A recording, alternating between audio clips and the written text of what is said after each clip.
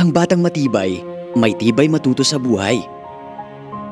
Natututo ng tibay ng loob. Isa-isa kaming sumasakay ng bangka at naglalakbay patungong eskwela. Malayo kasi ang daan para lang makapag-aral.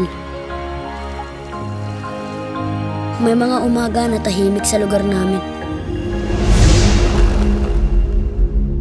May mga umaga rin na magulo.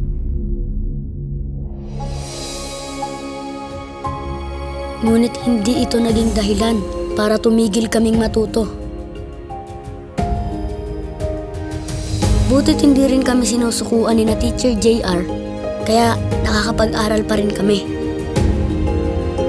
Pag matibay kasi ang pangarap mo, titibay din ang loob mo. Parang bangka rin pala. Basta patuloy sa pagsagwan, mararating mo ang gusto mong puntahan. Ako si Sohel. Sabi ni Ina, ang ibig sabihin ng pangalan ko ay mapayapa.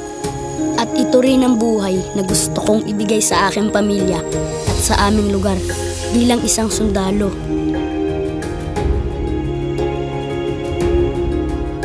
Kaya kahit mahirap, kahit malayo, kahit minsan may gulo, hindi ko susukuan ang pangarap ko.